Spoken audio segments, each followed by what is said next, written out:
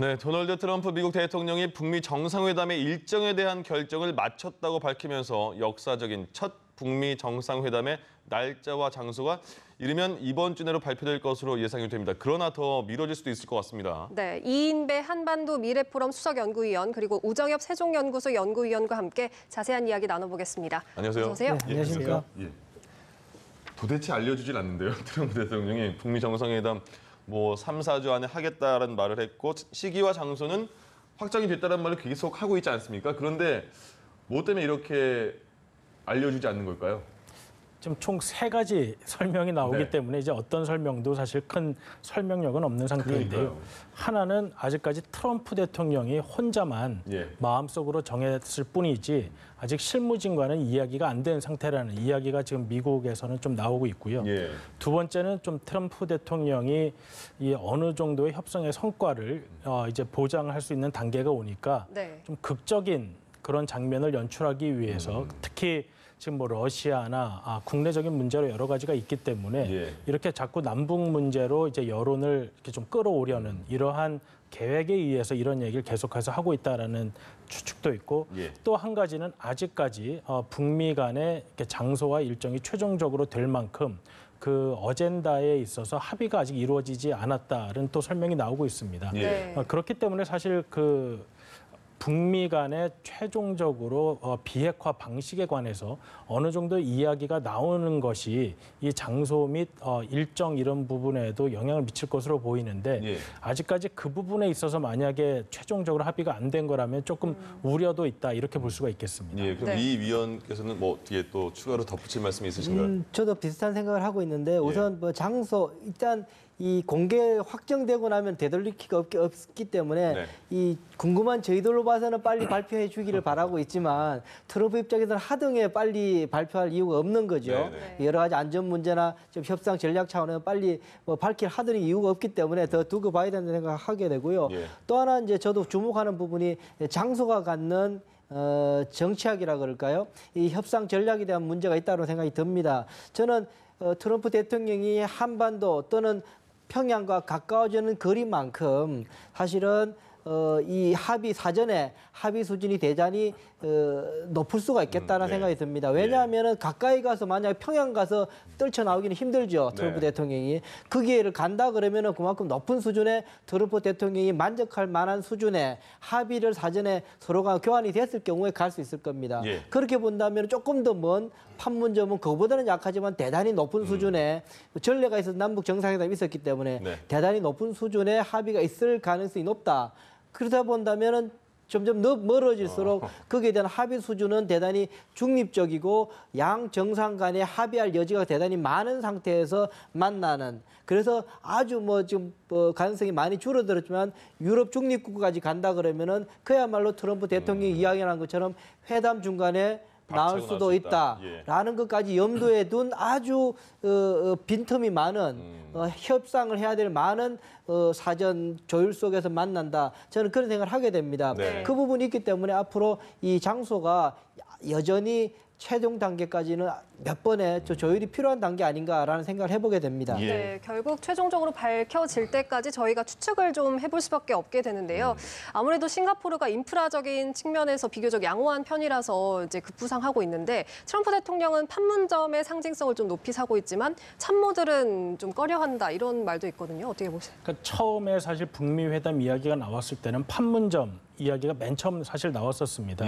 이제 그러던 중에 이제 여러 가지 정치적 회담이 개최되는 국가의 정치적 상징성이나 정치적 영향력을 배제하려는 그러한 목적 때문에 이제 판문점이나 아니면 중국, 러시아 등의 국가는 제외됐었는데요.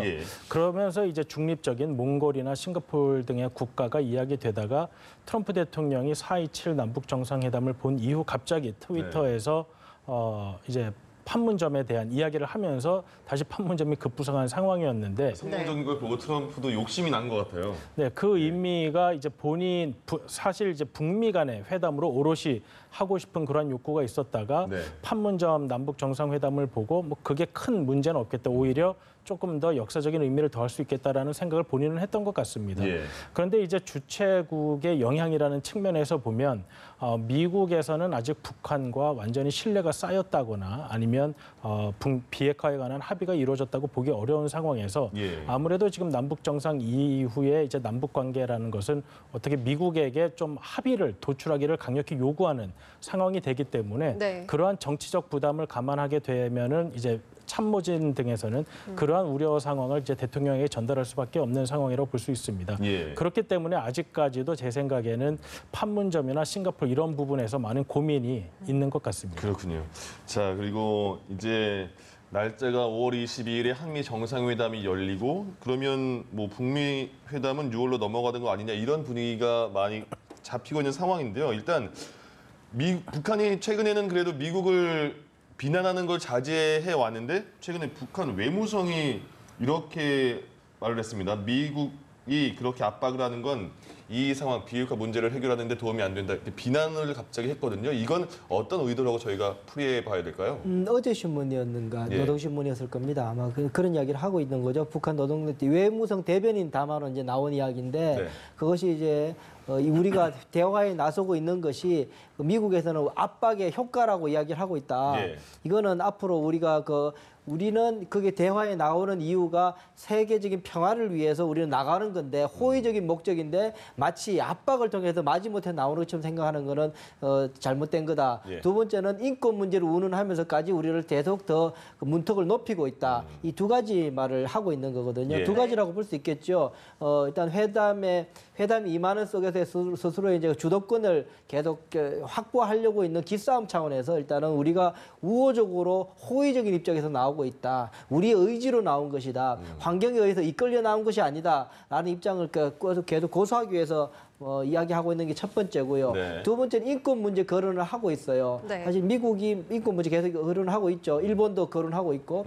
그러고 있는 그 다른 의지들에 대해서 끊임없이 이걸 방어를 하고 있는 거죠. 그런 것이 나올수록 그런 북한 체제를 압박할 만한 그런 이슈들이 많이 나올수록 협상에서 어려워지게 되니까 그런 것들에 대한 방어 전략 차원에서 일단 그런 것들을 문제 제기하고 있다. 그렇게 보여집니다. 네. 그리고 뿐만 아니라 지금 북한 노동신문이 일본의 평화 움직임에 대해서도 좀 비난을 가하고 있거든요. 요즘 계속해서 뭐 대남 비난이나 이런 건 거의 없어졌다고 보면 되는데 일본에 대한 비난은 유독 계속한다. 이런 의도는 어떻게 보십니까? 사실 북한과 일본 간의 관계는 지금 두 가지 문제가 크게 걸려 있습니다.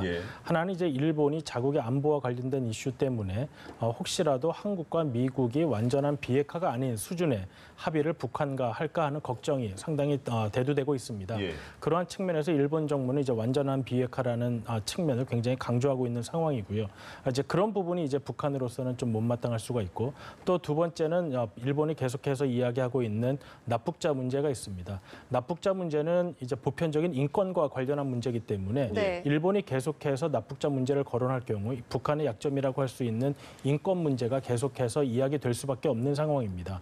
이러한 상황에서 북한이 이렇게 일본에 대해서 강한 태도를 취하는 것이 향후 이제 북일 간의 수교나 아니면 식민지 배상금 문제 이런 것들을 할 때 북한이 이제 이로운 유리한 위치에 올라서기 위해서 지금부터 이러한 작업을 하고 있다라고도 볼 수 있겠습니다.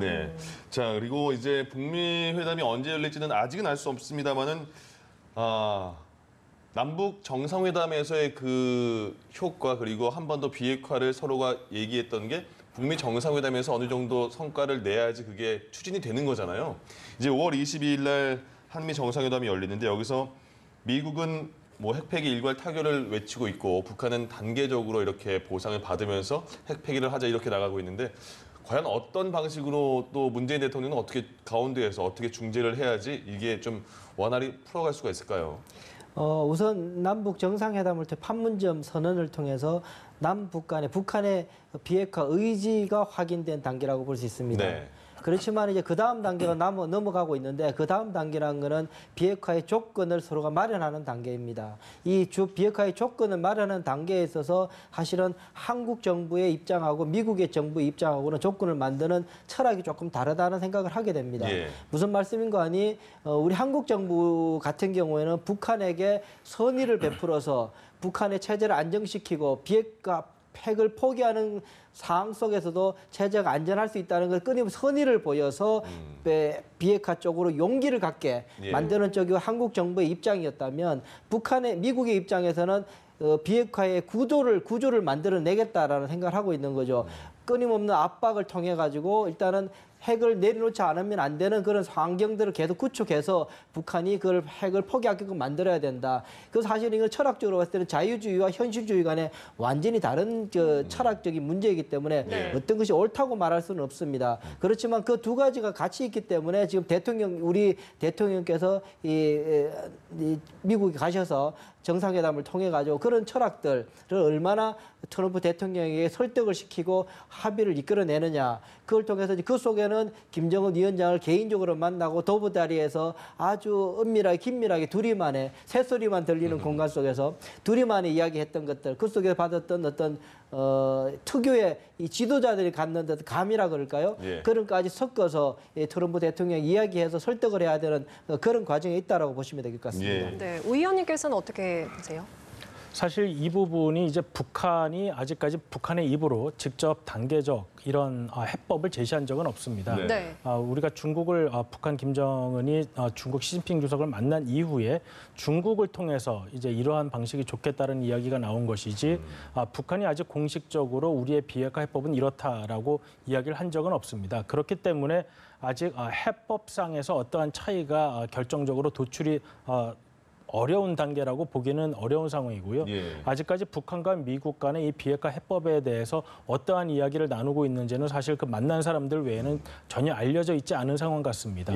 다만 이제 미국으로서는 과거의 이런 단계적인 해법들이 과거의 실수라고 이야기를 하고 있고 단계적 해법이라는 것은 이제 한 단계마다 새로운 합의를 해나가는 과정을 말하는 것인데 미국은 이제 포괄적으로 최종 상태에 대한 완전한 합의를 이루고 그 이행은 물론 단계적일 수밖에 없습니다. 그 단계적인 이행 정도에 따라서 보상은 충분히 할 수 있지만 아주 중간 목표만 정해놓고 최종적인 합의가 아닌 중간 목표만 정해놓고 합의를 계속해서 해나가는 이러한 것은 안 하겠다고 봤을 때 사실 김정은 위원장도 우리 대통령을 만났을 때는 뭐 완전한 비핵화라는 이야기를 했기 때문에 아마 이 부분에 있어서 절충은 이루어질 가능성이 있다고 보여집니다. 네, 이런 가운데 마이크 폼페이오 미 국무장관이 CVID, 완전한에서 PVID, 영구적이라는 단어로 바꿔서 말을 했거든요. 이런 개념을 언급한 의도가 있을까요?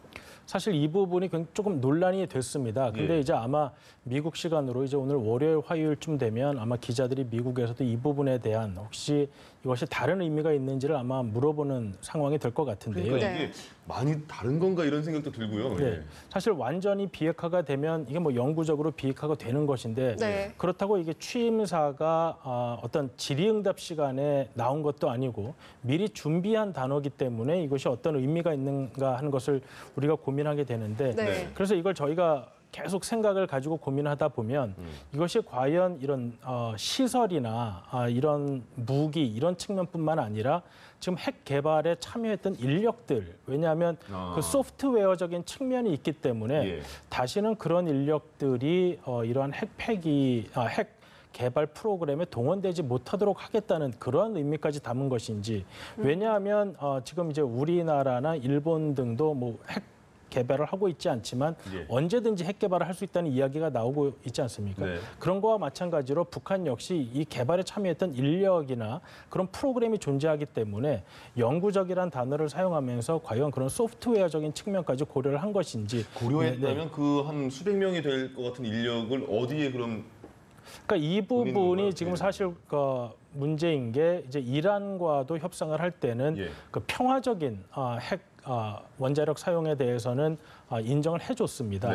그리고 이제 그러한 인력들을 사실 그 평화적인 원자력 사용에 돌리고 이렇게 하는 그다음에 그 부분을 이제 IAEA가 사찰을 하는 이런 식의 협상이 이루어질 수 있는데 만약에 그런 부분까지 지금 협상의 강도를 높이기 위해서 그런 평화적인 원자력 사용까지 혹시 금지하는 그런 것까지 염두에 두고 있는 것인지 왜냐하면 평화적인 핵 사용이라고 하더라도 핵무기 개발의 의도가 있으면 언제든지 전용이 가능한 부분이기 때문에 네.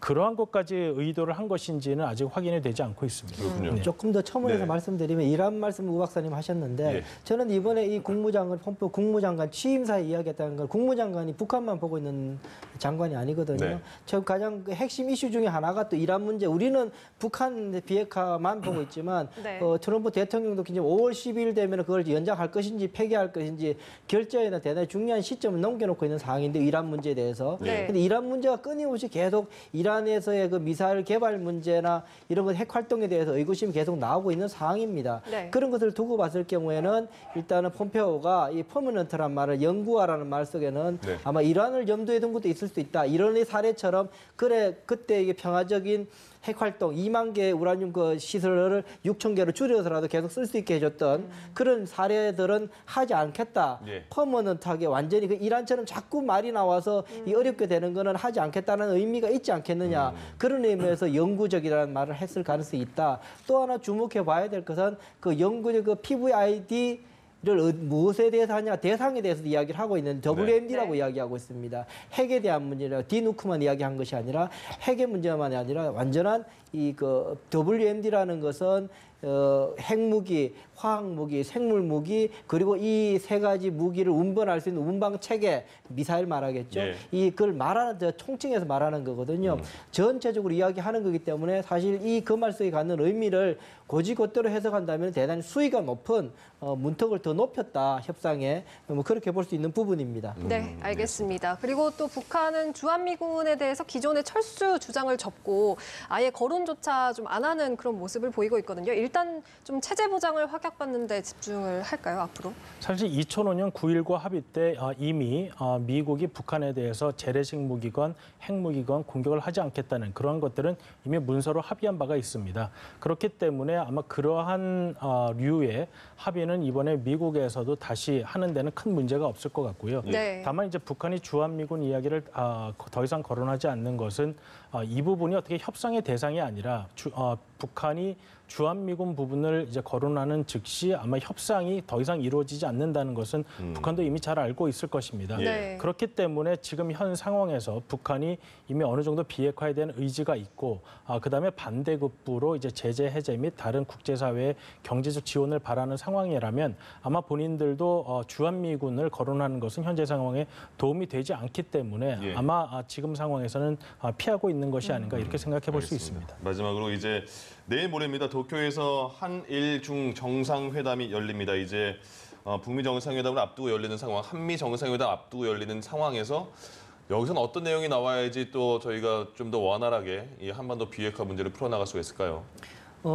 다들이 조금씩 전략적 이익들이 다르지요. 네. 한국과 중국과 일본. 특히 이제 일본하고 가장 많이 차이가 납니다, 사실은. 예. 일본 같은 경우는 육자회담 과거에 지금은 열리지 않고 있지만 과거에 했었던 마지막 육자회담까지도 끊임없이 비핵화를 위한 육자회담에 나와서도 인질 문제, 납치자 문제 해결하라라고 그것만 계속 이야기해가지고 사실은 다른 여타 국가들의 핀잔도 받고 그랬었거든요. 네. 왜 그러다 보면은 협상 전략에서 핵 문제 해결을 위해서 자꾸 이야기를 해야 되는 다른 이슈들이 자꾸 끌고 들어오는 바람에 협상의 집중력도 떨어지고 그런 부분이 있었기 때문에요. 예. 이번 어쨌든 정치적 그럼에도 불구하고 일본으로서는 이 납치자 문제를 거론하지 않으면 안 되는 또 정치적 구조가 내부 구조가 있습니다. 그러다 보니 이 한중일 정상회담을 통해 가지고 그 문제를 일본이 가장 이야기하게 돼서 네. 뭐 그러다 보면은 남북 정상회담에 대한 지지의 그 강도가 약해질 수밖에 없어서 여전히 어려워서 그러다 보니까는 기술적으로 이 삼국 그 정상회담의 공동 발표문은 따로 있고 네. 특별 선언문을 통해 가지고 남북 정상회담 지지 선언을 하겠다. 이 두 가지 투 트랙으로 가는 것이 아닌가라는 예. 생각을 해보게 됩니다. 네, 알겠습니다. 다양한 한반도 정세에 오늘 이인배 한반도 미래포럼 수석연구위원 그리고 우정엽 세종연구소 연구위원과 함께 이야기 나눠봤습니다. 고맙습니다. 고맙습니다.